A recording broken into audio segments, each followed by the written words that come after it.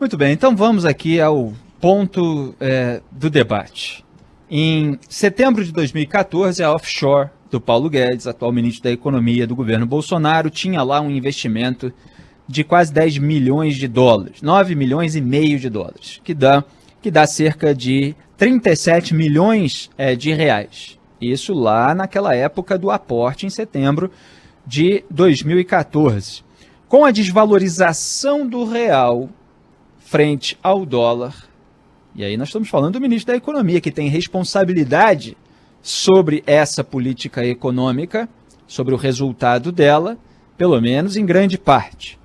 Esse valor, hoje, equivale a aproximadamente 51 milhões de reais. Então você passou de 37 milhões de reais para 51 milhões de reais, um potencial lucro de 14 milhões de reais por causa da alta do dólar. E a alta do dólar, durante o governo Bolsonaro, sob a gestão econômica de Paulo Guedes, foi defendida pelo próprio ministro da Economia. Ele disse que o dólar alto é bom. Ele falou isso em fevereiro de 2020, e de lá para cá o dólar ainda aumentou mais. Ele falou que o dólar mais alto é bom para todo mundo e deu aquela declaração que repercutiu muito mal na época, falando todo mundo indo para Disneyland, empregada doméstica indo para Disneyland, uma festa danada. Peraí, vai passear ali em Foz do Iguaçu, vai passear ali no Nordeste, tá cheio de praia bonita, vai para Cachoeiro de Itapimirim, vai conhecer onde o Roberto Carlos nasceu, vai passear no Brasil, vai conhecer o Brasil, tá cheio de coisa bonita para ver. Paulo Guedes aí na sua versão guia turístico, né? O que fazer quando o dólar está em alta? Paulo Guedes oferece as suas dicas de viagem pelo Brasil. Ele, em vez de responder sobre aquilo que lhe cabe, ele foi se meter aí e deu essa declaração estapafúrdia, dizendo que com o dólar baixo, até empregada doméstica, era isso que ele estava colocando. Estava indo para Disneyland, uma festa danada. Então pera, vamos viajar mais pelo Brasil e tal. E aquilo soou, obviamente, elitista, pegou muito mal para ele, repercutiu negativamente para o governo, e obviamente ele acaba encarnando a caricatura que muitas vezes a esquerda faz do liberal, que obviamente, ou pelo menos não necessariamente, é uma figura que não tem assim a menor habilidade para falar. Você tem o pai do liberalismo econômico, Adam Smith, que escreveu o livro Teoria dos Sentimentos Morais, que eu já citei aqui no programa, que inclusive chamava a atenção, como escrevi num artigo uma vez, a reforma moral, para épocas em que há duas facções, pelo menos, dominando o debate e tal, e que muito poucos, comumente muito poucos, mantêm o seu discernimento livre do contágio geral. Esse era Adam Smith, e a gente está vivendo uma época como essa a qual ele se referia. Essas, porque é uma obra perene, é um comentário perene. Hoje você tem o bolsonarismo e o lulismo, com essa polarização fake, porque em muitos pontos estão agindo com os mesmos objetivos, e você tem poucas pessoas que ficam livres do contágio geral e mantêm o seu discernimento livre, como é o caso desse programa aqui do Salve Salve Band News. Então você tem um histórico aí dentro do liberalismo de defesa da liberdade interior, da independência e da moralidade, inclusive a moralidade pública. Agora, Paulo Guedes encarna a caricatura que uma parte da esquerda, principalmente os lulistas, fazem dos liberais, que é aquela pose elitista e tal, quando na verdade você está defendendo o enxugamento da máquina pública, por exemplo, a redução do tamanho do Estado para atender melhor as pessoas, para que o Estado não seja usado para os interesses particulares dos políticos, para lhes dar mais privilégios, que é o que tem acontecido no Brasil, seja na área da esquerda, do centrão, ou na ala bolsonarista. Na ala da esquerda, que eu digo, a esquerda que ficou no poder. É claro que pode ter aí exceções que eventualmente ganhem poder e não ajam igual aos petistas, como eles agiram enquanto estiveram lá, aumentando o tamanho do Estado para servir de cabidão de emprego para a companheirada, né, sem a prestação de contas e de serviço de qualidade correspondente. Muito bem. Esse Paulo Guedes defendeu, portanto, o dólar alto. E se você vir aí os fatos concretos que vieram à tona ontem, ele está faturando com o dólar alto. Ele está aumentando a sua renda com o dólar alto. Ele tem um lucro de 14 milhões de reais com o dólar alto. E ele é o ministro responsável pela gestão econômica do país. Então é claro que o dólar envolve diversos elementos. Agora ele tem uma parcela grande de responsabilidade sobre isso. E isso, olha só, no momento em que o presidente da República, o chefe dele, tenta transferir a responsabilidade pela alta dos combustíveis, que variam em função da alta do dólar, para governadores e prefeitos em razão do imposto estadual, o ICMS, que não variou ao longo dos últimos anos. Então, o preço do combustível aumenta, o ICMS se mantém exatamente igual, e ele coloca a culpa no ICMS, presidente da República. E você tem, na verdade, o preço dos combustíveis variando de acordo com o preço do barril do petróleo, mercado internacional e o dólar. E o ministro da Economia não está cuidando para que o dólar diminua, e ele tem uma conta, uma offshore, lá nas Ilhas Virgens Britânicas, não é isso? Em que apareceram lá mais 14 milhões de reais por causa do câmbio.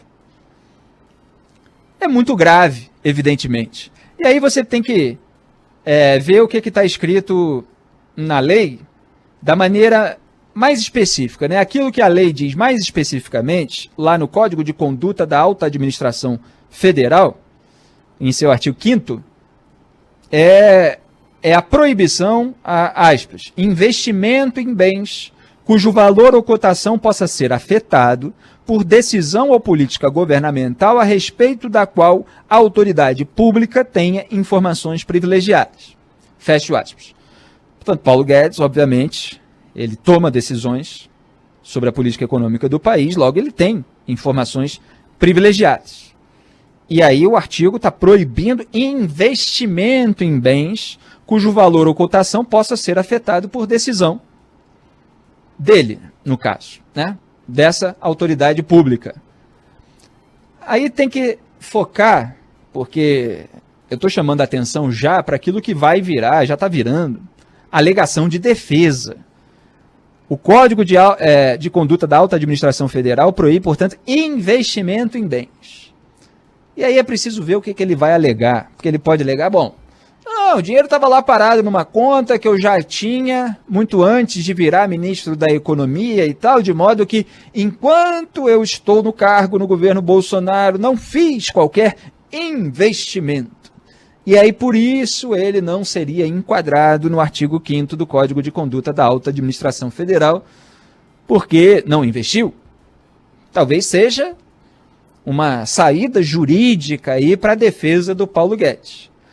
Agora, em primeiro lugar, vamos colocar aqui, a imoralidade está configurada. E aí a gente não pode deixar de fazer a crítica moral.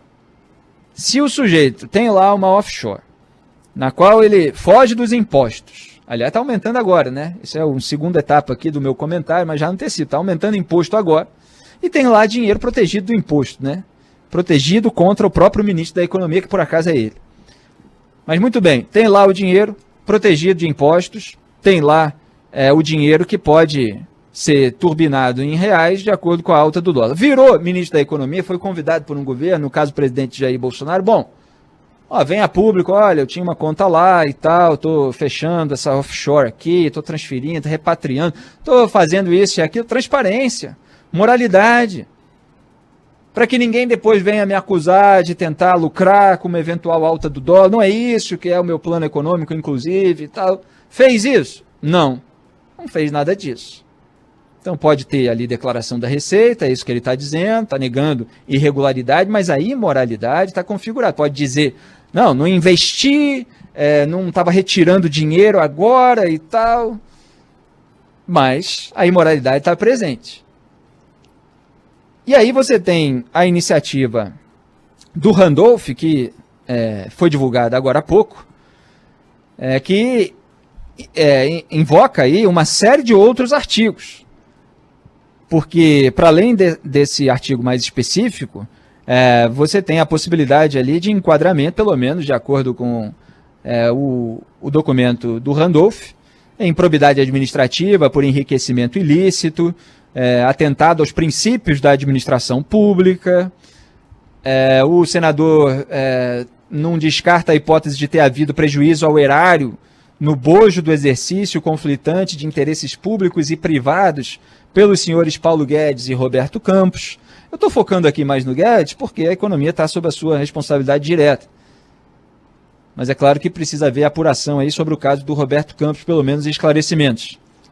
E o Randolph vai além, é possível se cogitar de eventual cometimento dos crimes de peculato, corrupção passiva, prevaricação, advocacia administrativa, violação de sigilo funcional, e relata ali o cometimento em tese de crime de responsabilidade pelo ministro por violação à necessária probidade na administração, apto a torná-lo denunciado pelo Procurador-Geral da República e eventualmente julgado e condenado por esse Supremo Tribunal Federal.